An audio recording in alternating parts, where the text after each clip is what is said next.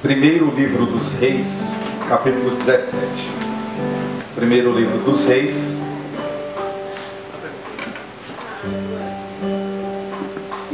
capítulo 17, versículo é o primeiro. Primeiro livro dos Reis, capítulo é o 17, versículo é o primeiro.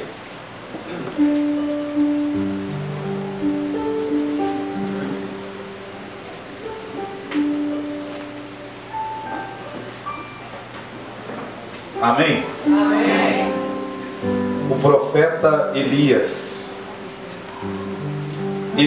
o tesbita, um habitante de Galaade, veio dizer a Acabe, pela vida do Senhor, Deus de Israel, a quem sirvo: não haverá nestes anos orvalho nem chuva, senão quando eu disser. Em seguida, a palavra do Senhor foi-lhe dirigida nesses termos: vai-te daqui, retira-te para as bandas do Oriente e vai esconder-te na torrente de Carite, que estará de fronte ao Jordão. Beberás da torrente. Ordenei aos corvos que te alimentem. Elias partiu, pois, segundo a palavra do Senhor, e estabeleceu-se junto à torrente de Carite, de fronte do Jordão. Os corvos traziam-lhe pão e carne pela manhã e pela tarde, e ele bebia a água da torrente. Vamos aplaudir a palavra do Senhor.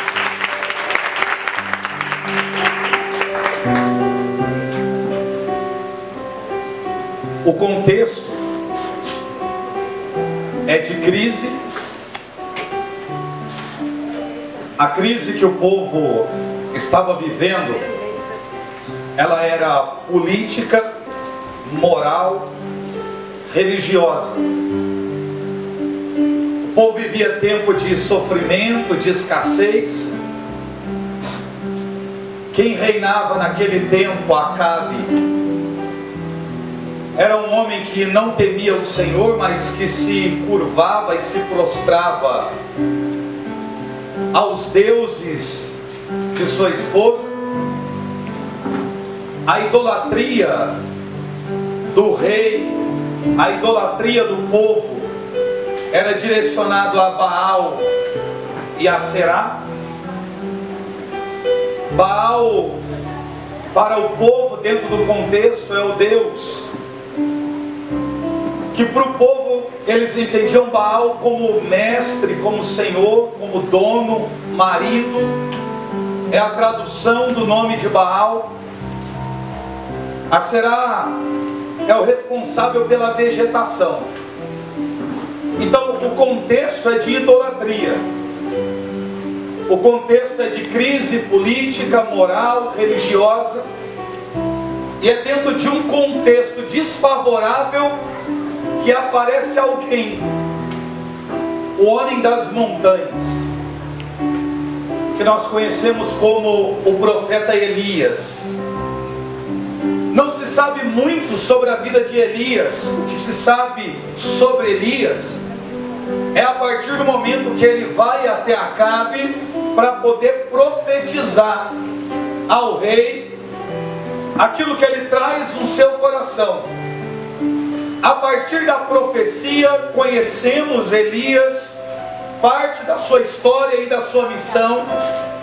Mas antes desse primeiro contato com Acabe, Elias é uma figura desconhecida de tudo e de todos. Elias não é um homem importante.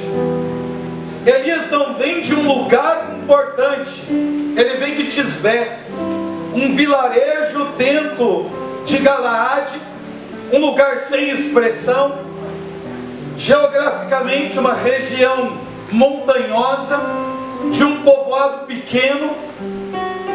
É desse lugar que vem Elias. E Elias, ele não aparece nas Sagradas Escrituras como um profeta levantado por Deus que vem trazer uma mensagem aos pobres. O seu ministério inicia no palácio. É o homem que é retirado das montanhas e o seu ministério dá início no palácio, por conta do contexto em que o povo estava vivendo, irmãos. Esse texto que nós lemos aqui e o aparecimento do profeta e a profecia que ele traz a Acabe, que se estende, claro, a todo o povo, era uma circunstância completamente desfavorável. Nós vemos Deus operar, lendo as Sagradas Escrituras, exatamente dessa maneira, e nos nossos dias não é diferente. Sempre que o povo está perecendo, sempre que a imoralidade ela impera, que a corrupção está estabelecida, que o povo sofre, sempre que olhamos para a circunstância e vemos impiedade, impunidade, sofrimento, fome, miséria, desordem, bagunça, profanações, apostasia, aonde aparentemente é impossível o quadro ser revertido, que vai aparecer alguém. Curioso que quando nós lemos a vida do profeta Samuel, nós percebemos que Samuel é preparado no templo. Ele desmama, a sua mãe o entrega, ele fica aos cuidados de Eli, e ali ele cresce espiritualmente, e é do templo que Deus fala com o profeta. Olhamos para a vida do profeta Jeremias, por exemplo, na vocação, ele fala sobre a sua incapacidade, de que tem pouca idade, que não daria conta da missão, mas Deus vai dizer: antes que no seio tu fosses formado, eu já te conhecia e já te havia designado como profeta para as nações. Quando olhamos para a vida do profeta Eliseu, percebemos que a referência, a inspiração para o profetismo de Eliseu está em Elias. Então ele vê Elias, conhece Elias, deseja aquilo que está em Elias, e não quer se apartar de Elias até receber daquilo que está sobre a vida do profeta. Ele tem referência, ele se torna um servo de Elias, um discípulo. Mas e Elias? Elias, nós não sabemos quem foi o seu líder espiritual. Elias, nós não vemos na vocação, ou não conhecemos a sua vocação propriamente dita, ela é revelado ao curso da sua vida. Nós não vemos o encorajamento de Deus acerca de Elias no ato do chamado, como foi com Moisés, por exemplo. A Bíblia vai dizer que Elias sai do meio de uma região montanhosa, de um lugar desconhecido, de meio de um vilarejo. Não se conhece nada sobre a vida de Elias, não se sabe aquilo que Elias conhece para desenvolver o ministério. Elias não faz parte da classe daqueles que estudaram em uma escola de profetas, não. Elias é um homem desconhecido, de uma região montanhosa, mas inicia o seu ministério no palácio.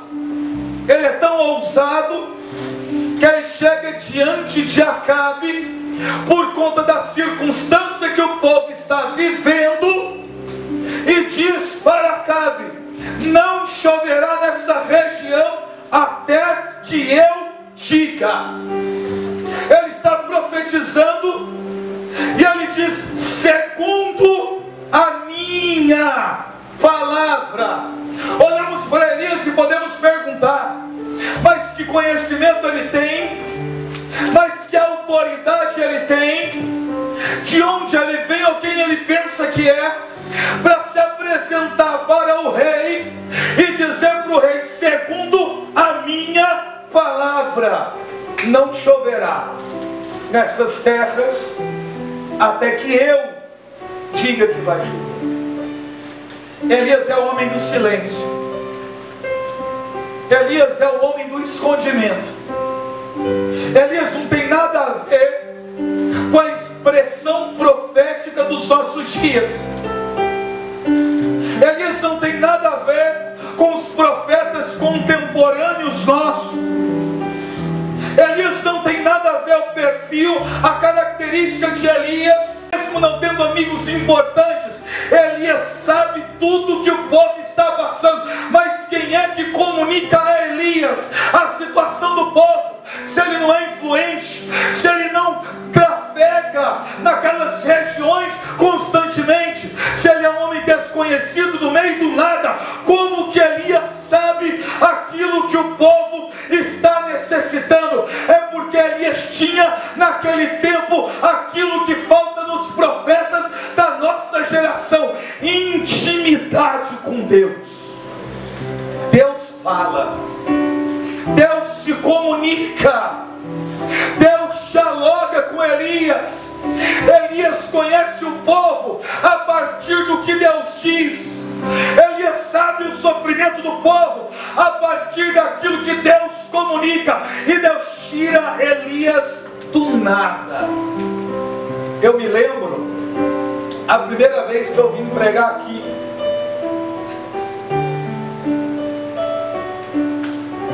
Alguém me apresentou, falou do Jean para mim, na época foi o Eudes, depois o Betinho. Tem um cara lá no norte de Minas e tal.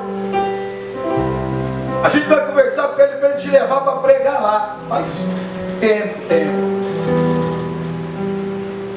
E aí, tudo bem. Aí um dia eu falei com o Jean por telefone. Conversei muito pouco. Eu sei que ele estava ocupado trabalhando, mexendo com massa, porque ele falou no telefone. E de repente conseguiu marcar uma data e eu vim. Morava em São Paulo, peguei um avião até Montes Claros. Alguém foi me buscar no aeroporto, eu vim para cá de carro. E depois me levaram para uma comunidade rural, Rio da Cruz. O nome do menino é Rochael, se não me engano, né? Rochael. Eu vim muitos anos atrás. Cheguei aqui, não tinha nada dessas coisas que tem aqui. Você quer era de bambu, né? Bambu. Não tinha essa parte aqui, era só de onde está calçado para cá. Esticava nos eventos umas tendas, às vezes para a lateral. Tinha aquela casa ali, só a capela. Não tinha mais nada aqui. Aí o retiro não era aqui. Eu olhei a estrutura aqui e eu falei: meu Deus, aonde eu vim parar? Aonde eu vim parar? Aí alguém me disse: mas não é aqui, é num lugar mais longe que aqui. Eu falei: tem um lugar mais longe do que esse. E aí me levaram da Rio da Cruz. Eu lembro que para ir, a gente foi, se eu não me engano, numa van. A estrada muito ruim, demorou a chegar, buraco de todo tamanho. Chegamos em um vilarejo no meio do nada, desculpem eu usar essas expressões, mas era um entendimento, né? Aí me disseram assim: olha, o retiro vai ser aqui. Tinha uma capela muito pequena, pequenininha, e do lado fizeram uma estrutura de pindola assim com eucalipto. Tinha umas meia dúzia de cadeiras, uns troncos assim, o ministério montado. Eu cheguei no lugar, olhei. No trajeto eu não tinha conseguido contar mais do que meia dúzia de casas.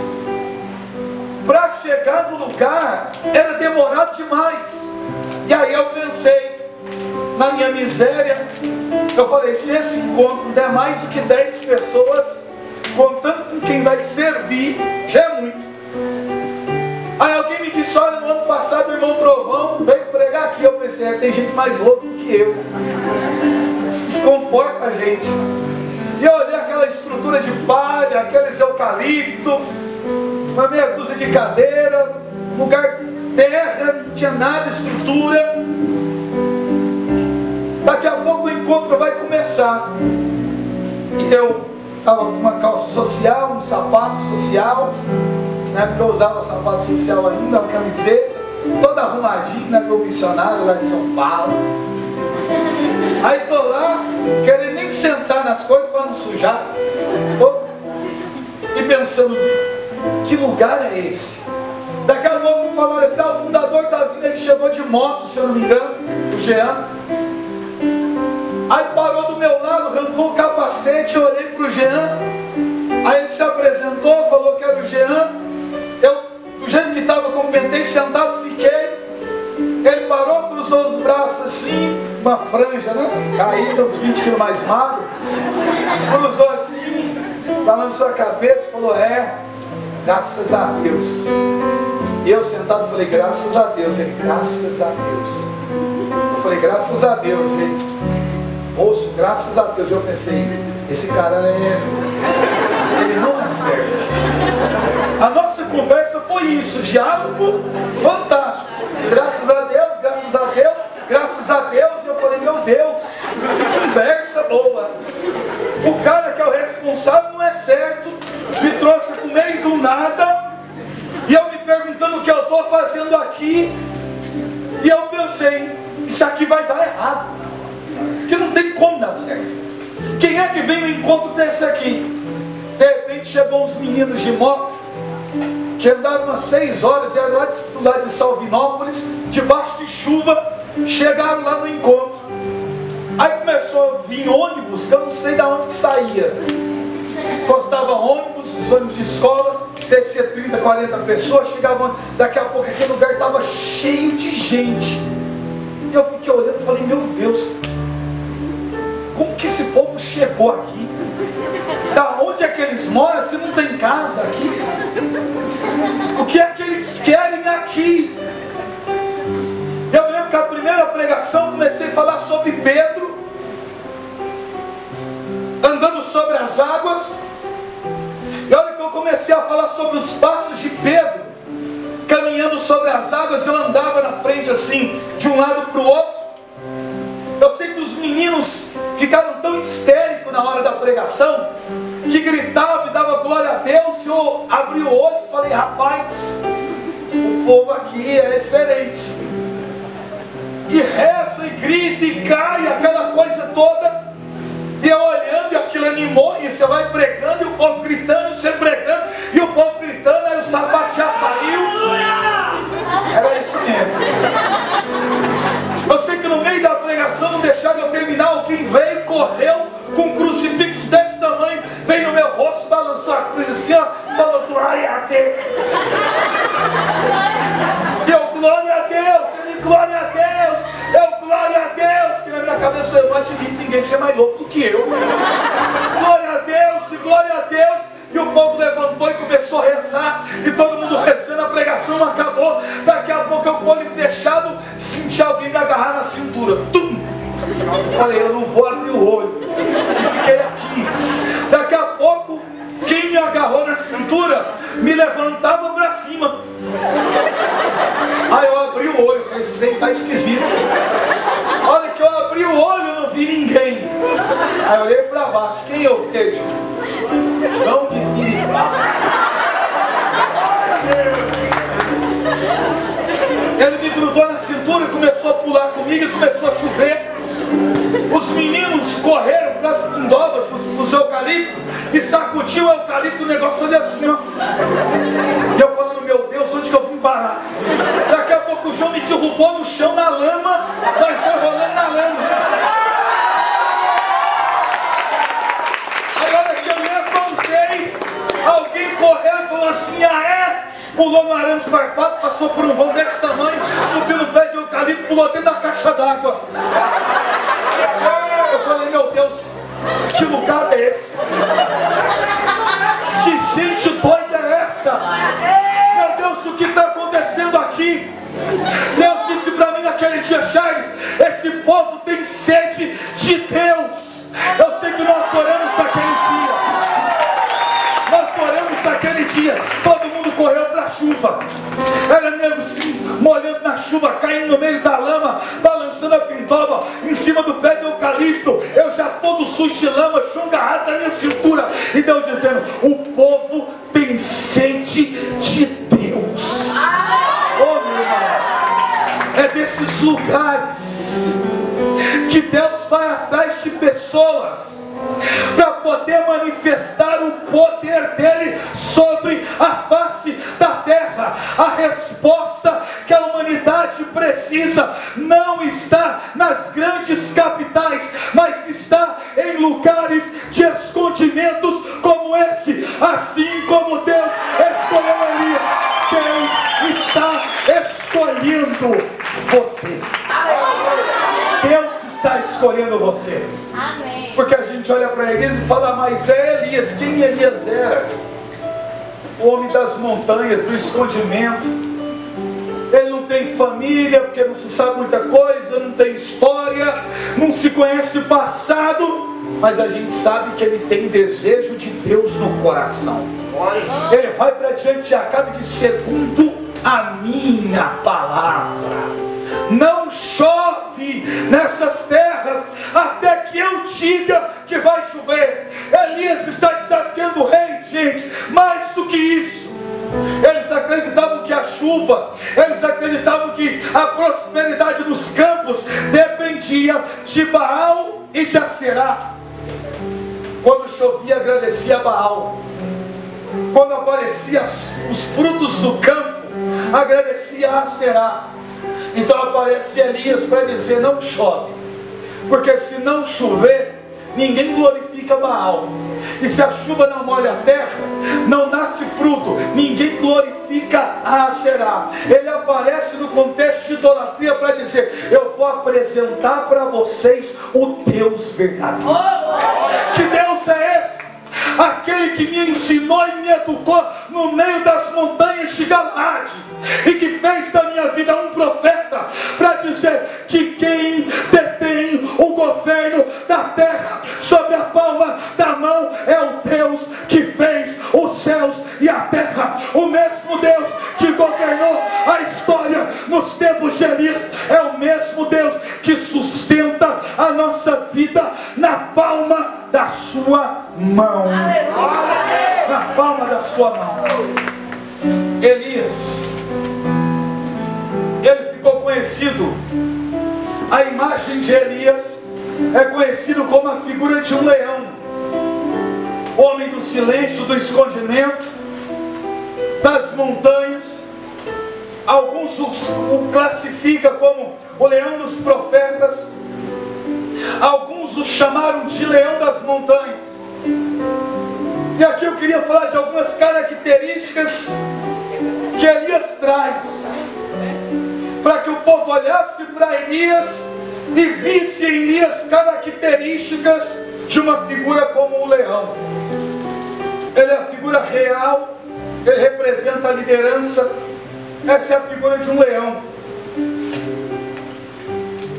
Mas o que é que faz do leão um rei no meio do seu ambiente? Irmãos, o leão, no meio dos animais, eu já disse isso aqui em outra oportunidade, ele não é o animal mais rápido no seu meio. No seu habitat existem animais que são muito mais velozes do que um leão. A um curto espaço ele chega a 80 km, a velocidade ele consegue atingir 80 km, mas isso é muito rápido.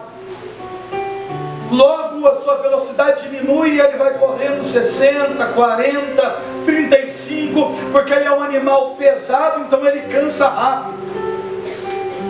No meio dos céus ele não é o animal mais rápido, ele também não é o animal mais forte, porque no meio do seu habitat existem animais que são muito mais fortes do que o leão. O leão, ele não é o animal mais alto. Existem muitos animais que são muito mais altos do que o leão. O animal ele dorme, o leão ele dorme aproximadamente 20 horas por dia. De 16 a 20 horas por dia dorme um leão. Você vai em um zoológico, a coisa mais difícil é você ver um leão. Por que um leão dorme aproximadamente 20 horas por dia? É estratégia. Porque ele é um animal preguiçoso? Não. Isso é estratégia para o meio em que ele convive. E a gente aprende. Ele entende que ele precisa guardar energias. O leão não gasta a sua energia à toa. ele não emprega a sua energia de forma desnecessária. Por quê? No meio dos predadores, ele não é o mais preciso na caça. Quando ele sai para caçar, normalmente ele erra 20 vezes para acertar uma. Na caça, indo em cima da presa, ele erra 20 vezes. Ele erra 20, acerta uma, erra 20, acerta uma.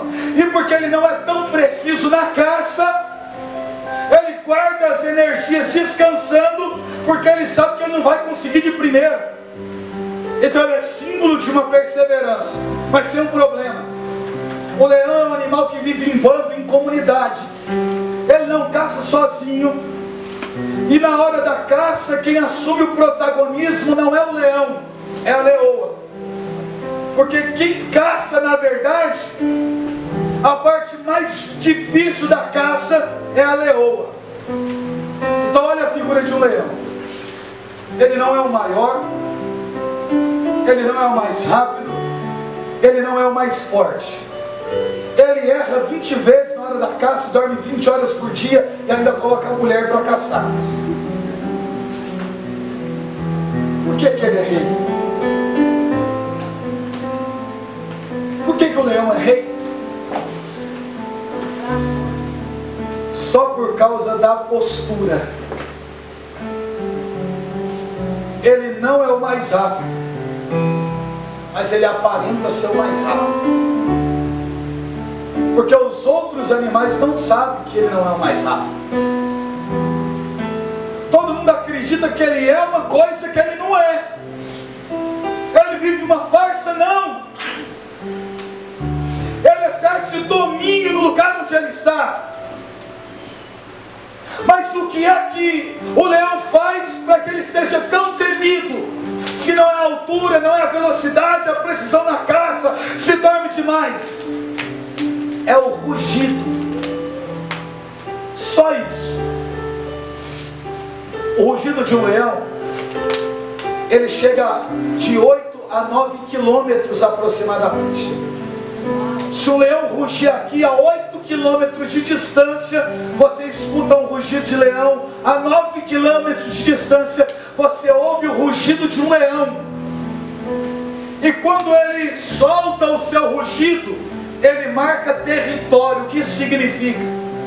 Que aonde o rugido dele alcançou, ele está dizendo que é um ambiente dominado por ele. E aonde o rugido chegou, outros predadores não ultrapassam aquele ambiente. Ele marca território. Elias aparece como um leão diante de Acabe, para poder dizer para Acabe, através do rugido da sua profecia: esse ambiente quem domina sou eu.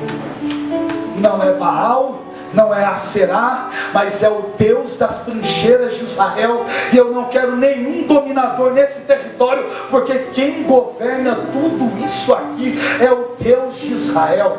Por que nós sofremos tanto nos nossos dias? Por que o mal impera nos nossos dias? Por falta de homens e de mulheres que se posicionem como Elias nos nossos tempos, para poder profetizar e marcar território, para que o diabo entenda: eu não posso ultrapassar os limites desta profecia, porque já existe um profeta que domina aquela região. Eu quero profetizar em nome de Jesus sobre a tua vida nessa tarde. Deus está te dando uma profecia de longo alcance, e aonde a voz da tua profecia chegar, o diabo vai ter que ir embora em nome de Jesus. Elias se apresenta, profetiza e arruma um problema. Quando tem profeta, tem problema.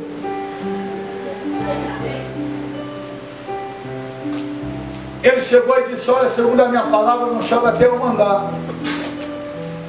Acabe de ter olhado para ele e falou: você é um louco. Deus chamou ele aqui e falou: foge, sai fora daqui, Elias, vai dar problema.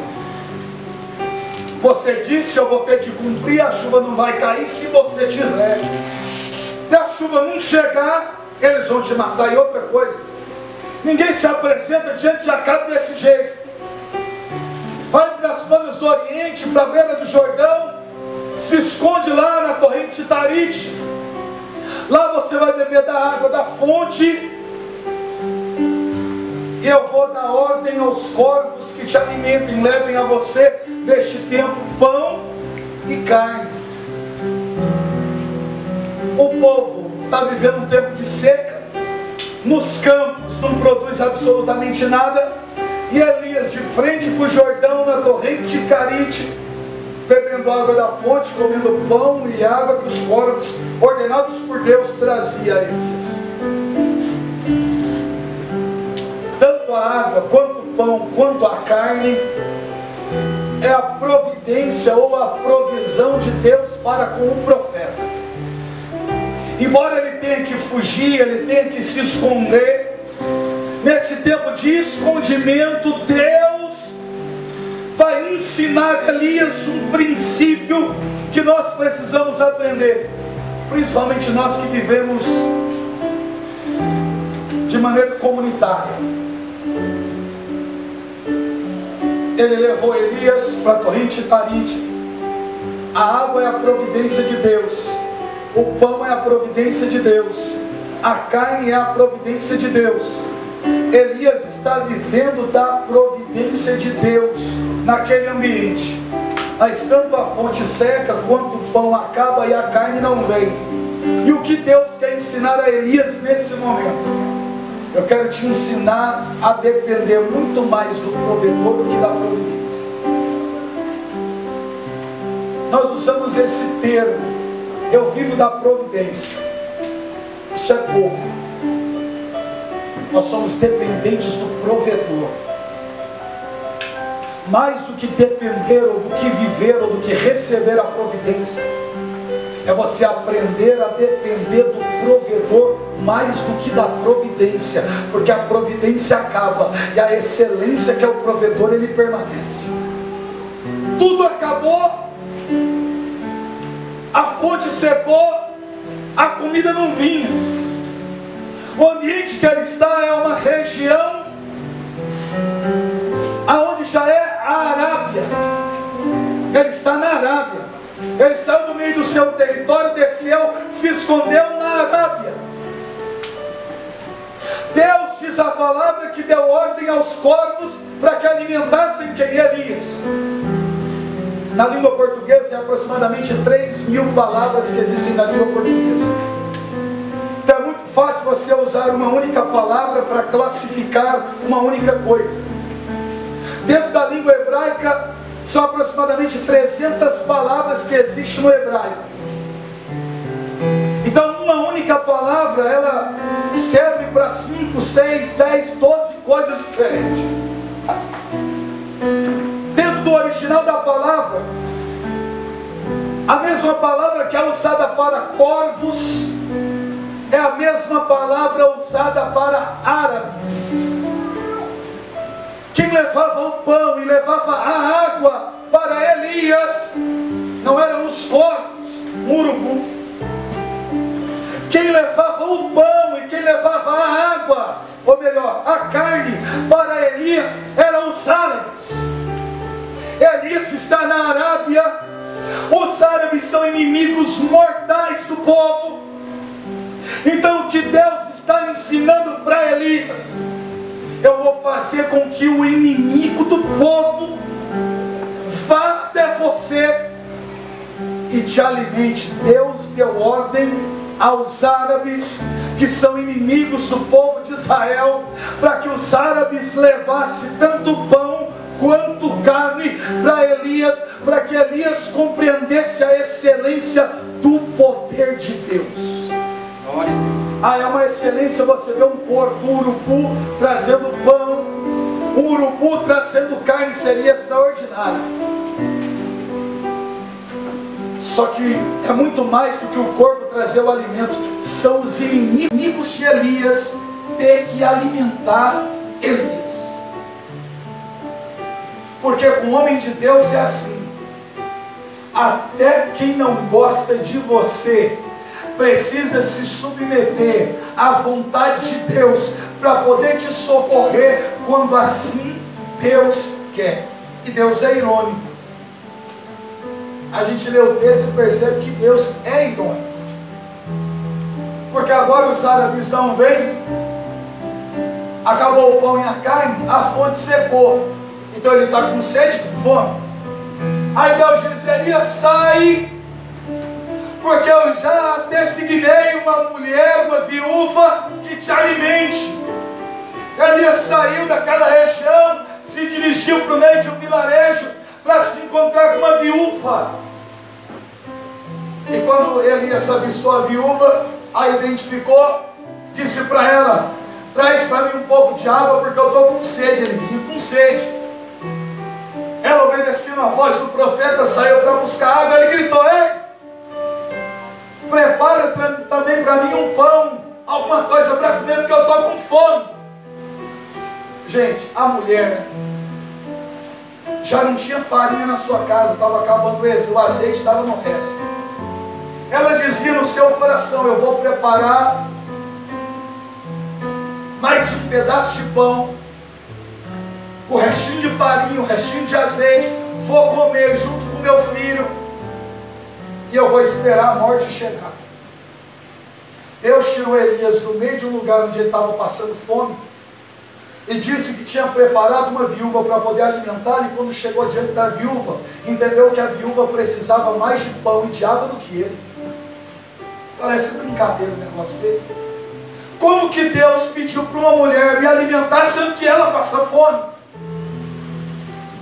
Aí a mulher disse: olha, mas eu ia preparar, a gente ia comer, eu e meu filho, nós vamos entregar nossa vida a morrer por conta da fome. Ele disse: prepara nem que seja um pãozinho e me dá, e eu profetizo sobre a sua vida, que não faltará nem pão, nem farinha e nem azeite, enquanto durar esse tempo de seca. Ela deu o pãozinho para Elias, Elias comeu.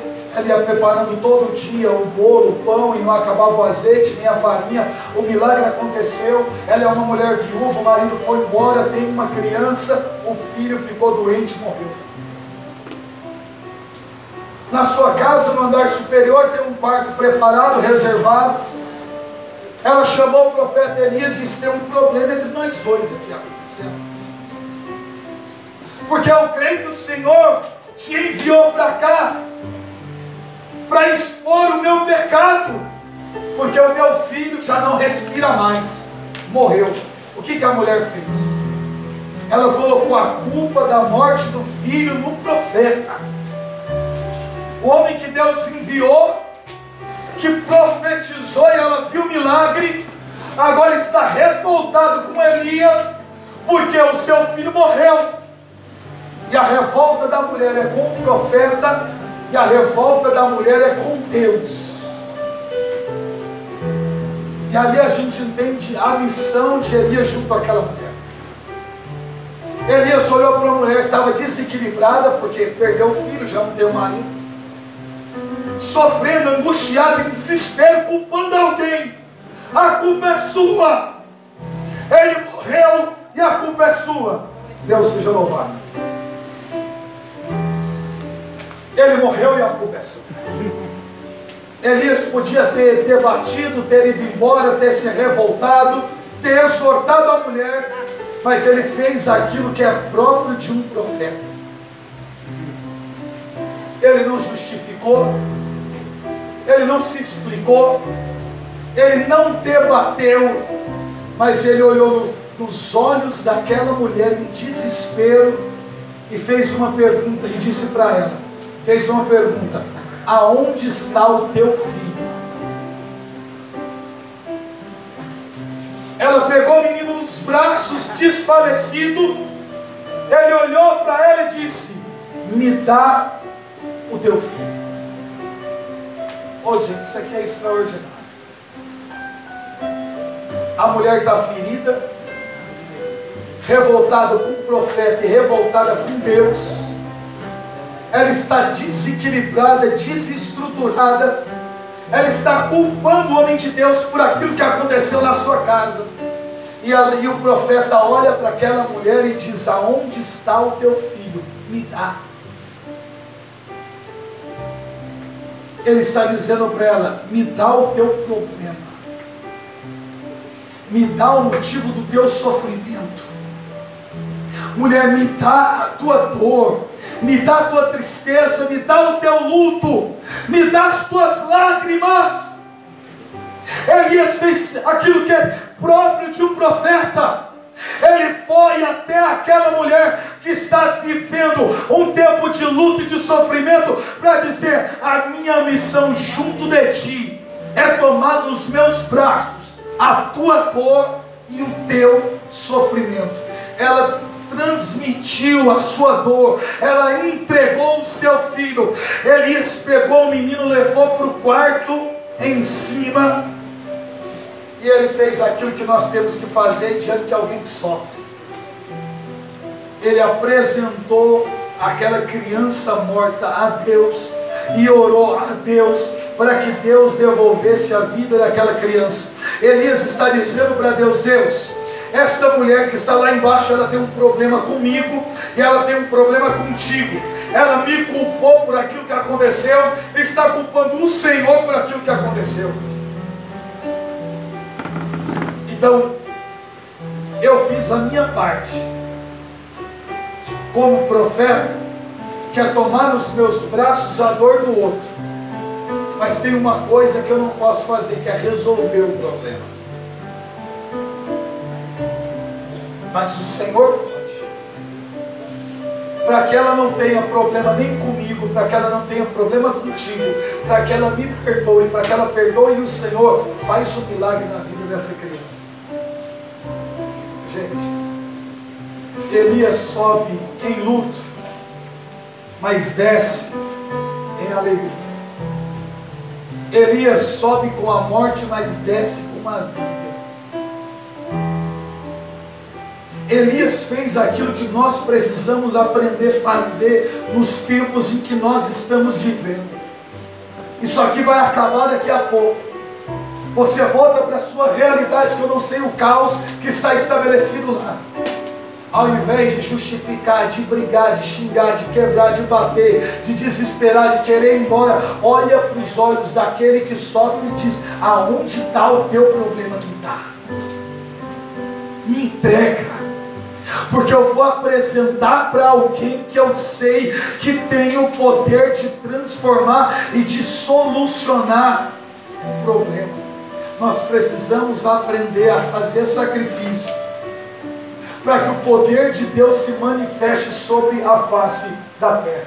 Preste atenção no que eu vou te dizer. Estevão, diácono Estevão,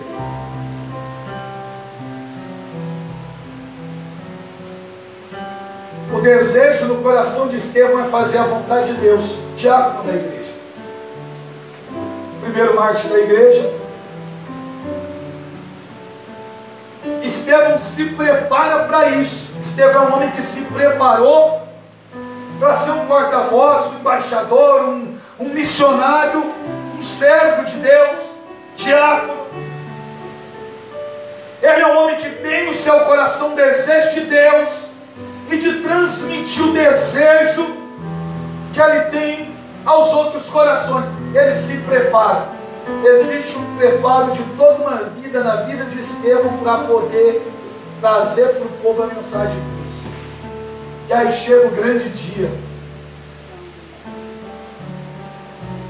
O texto diz assim, que Estevão, ele estava cheio do Espírito Santo de Deus. Não é isso que diz o texto, quando a gente lê o apedrejamento? Cheio do Espírito Santo de Deus. Estevão estava pregando com conhecimento, que se você for ler o discurso de Estevão, é um discurso carregado de conhecimento profundo, de citações. Ele tem conhecimento, ele tem experiência com Deus, ele está cheio do Espírito Santo. A gente pensa, uma pregação de um homem como Estevão, cheio do Espírito de Deus, só pode resultar em graça.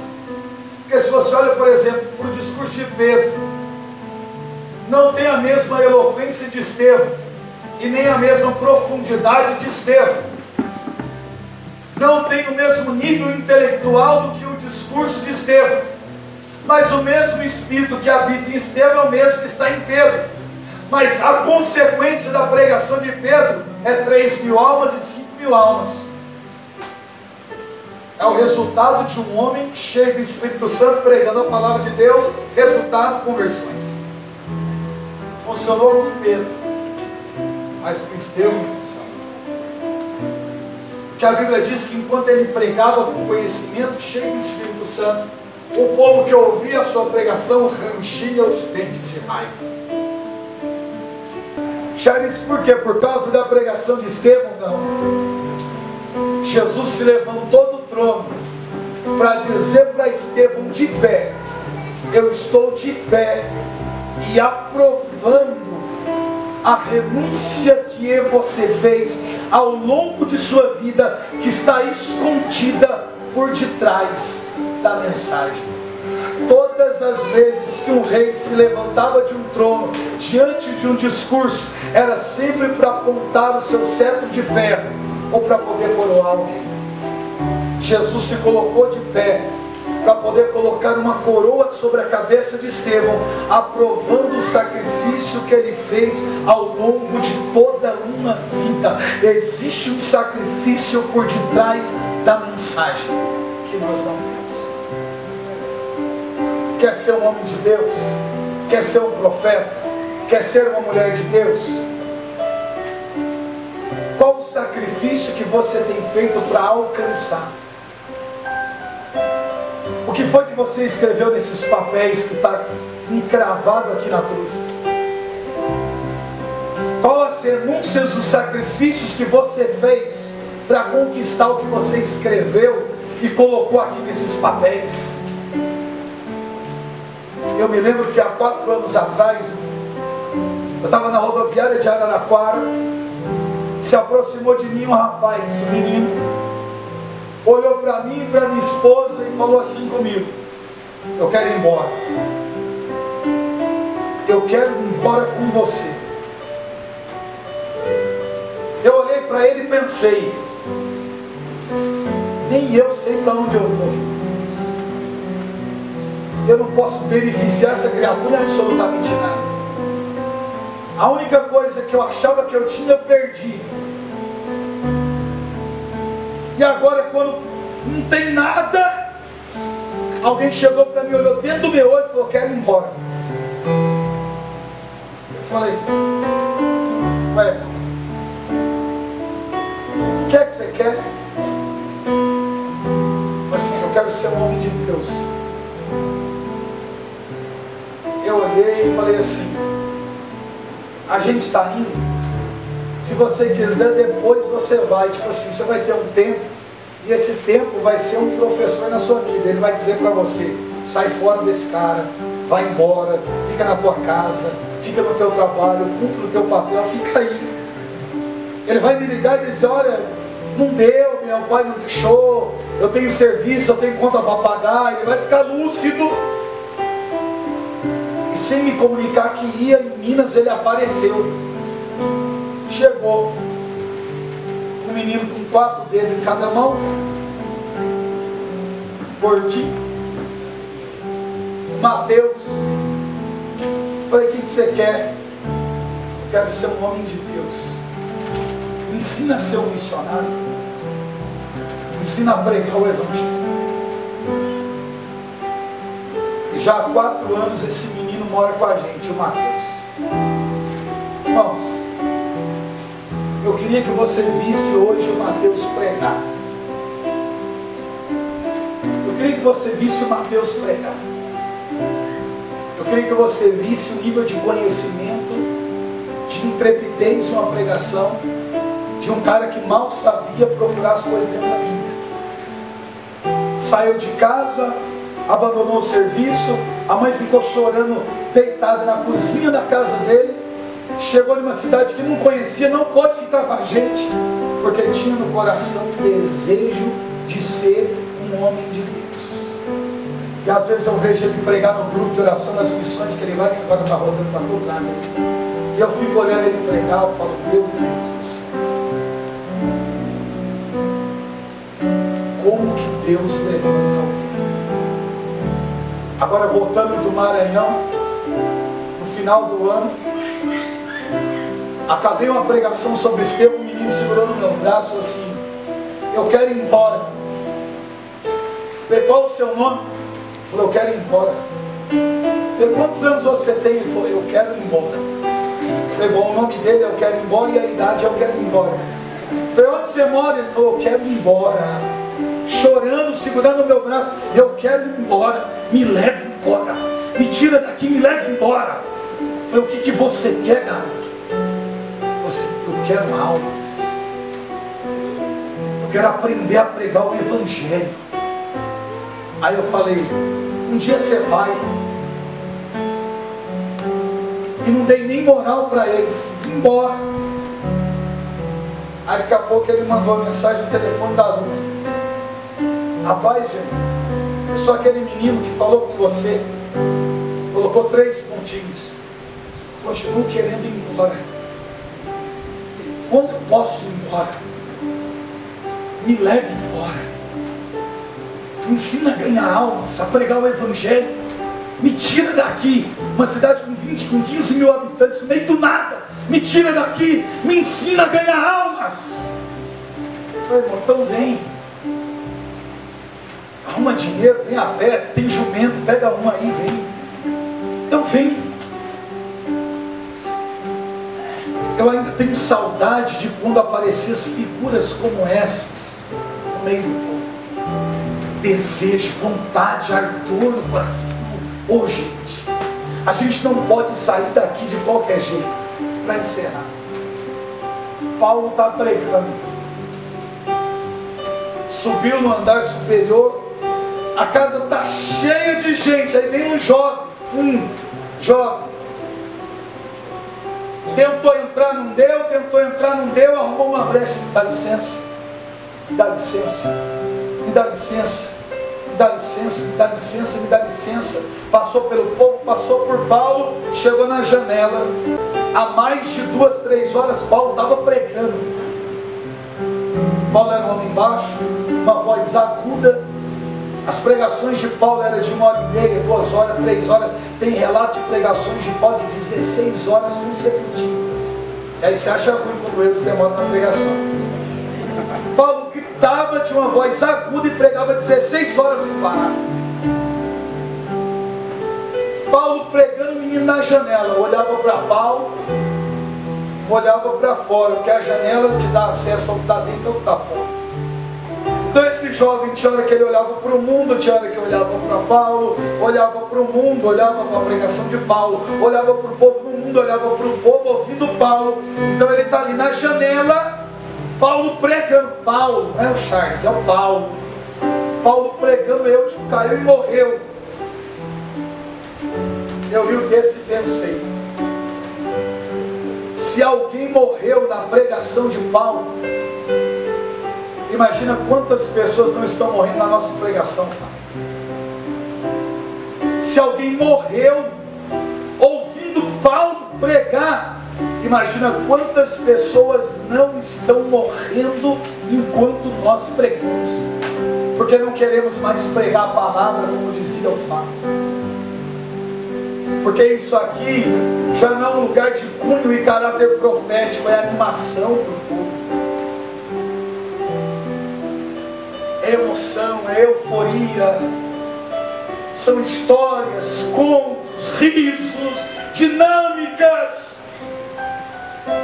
E o povo morrendo, sorrindo, e morrendo, aplaudindo, e morrendo, cantando, e morrendo, ouvindo, e morrendo.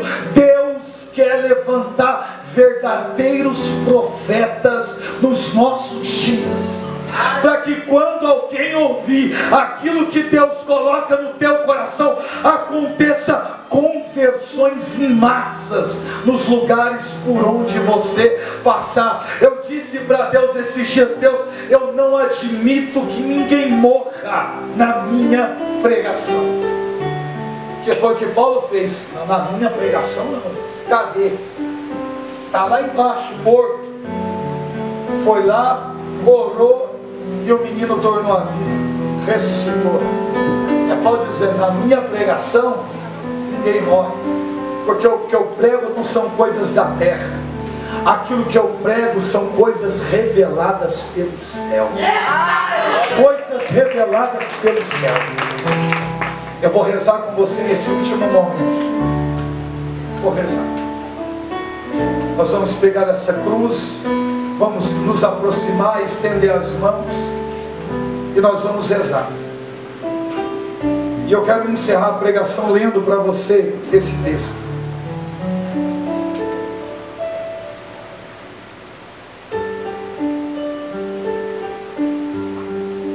De Paulo. Entretanto, de tudo aquilo de que outrem se ufana, falo como um insensato. Disto também eu me ufano. São hebreus? Também eu. São israelitas? Também eu. São ministros de Cristo? Falo como o menos sábio. Eu ainda mais. Muito mais pelos trabalhos. Muito mais pelos cárceres. Pelos açoites sem medida. Muitas vezes vi a morte de perto. 5 vezes recebi dos judeus uma quarentena de açoites menos 1. 3 vezes fui flagelado com varas. 1 vez apedrejado. 3 vezes naufraguei. 1 noite e 1 dia passei no abismo. Viagens sem conta.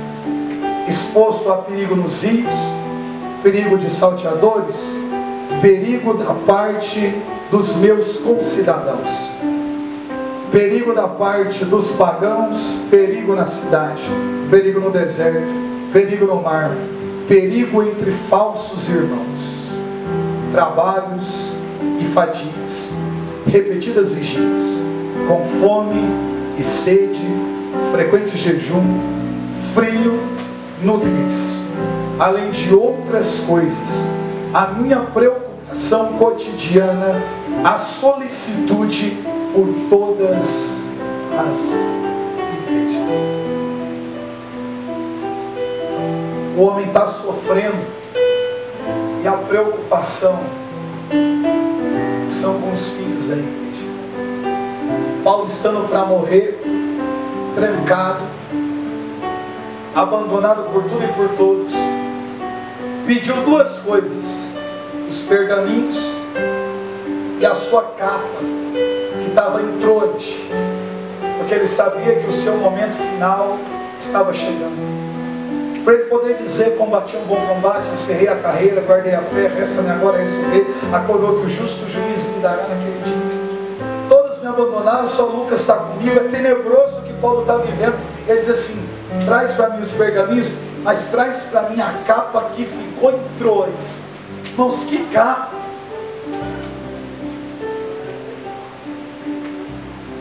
A capa de Abraão passa para Isaac, passa para Jacó, chega a José do Egito e some. A capa de Elias cai nas mãos de Eliseu e some. Quando Estevão é apedrejado, eles pegam aquele manto de Estevão sujo de sangue e jogam nos pés de Saulo. Saulo, ele tinha um lugar na sua casa que ele colocava os objetos dos cristãos que eram assassinados, e lá estava a capa de Estevão. Quando Saulo encontrou com Jesus no caminho para Damasco, ele abandonou a sua capa e passou a andar com a capa de Estevão, que ainda estava suja de sangue. A capa que Paulo usava não era a sua capa, era a capa de Estevão. E quando ele está na cadeia, estando para morrer, ele diz: traz para mim a capa que ficou em Troades. Que capa? Aquela que Estevão me deu, aquela que está suja com sangue de Estevão. Porque a mesma capa que foi regada com o sangue de Estevão vai ser regada também com o meu sangue. Quando Paulo foi decapitado, o sangue caiu sobre a capa suja de sangue. Estou montando uma pregação chamada Capa do Avivamento. Eu vou pregar essa pregação o dia que eu voltar a pregar na profecia. Vai ser daqui 35 anos, não tem problema. Está lá. A capa de Estevão passou para Paulo. A capa de Paulo, suja com o sangue de Estevão e de Paulo, ficou aos cuidados do pai de Santa Praxedes. E eu não sei se você sabe, essa capa está em Roma, no Vaticano, mas ninguém tem acesso a ela. É a capa com sangue de Paulo, é a capa com sangue de Estevão. A capa de Abraão desapareceu com o tempo. A capa de Elias desapareceu com o tempo. Só que a capa de Estevão, que foi de Paulo, do pai de Santa Praxedes, e que está em Roma, embaixo tem os dizeres: propriedade dos filhos da igreja. Nós precisamos ter coragem de pegar esta capa, colocar nas nossas costas, assumir o protagonismo profetístico e começar a anunciar sobre a terra as verdades eternas.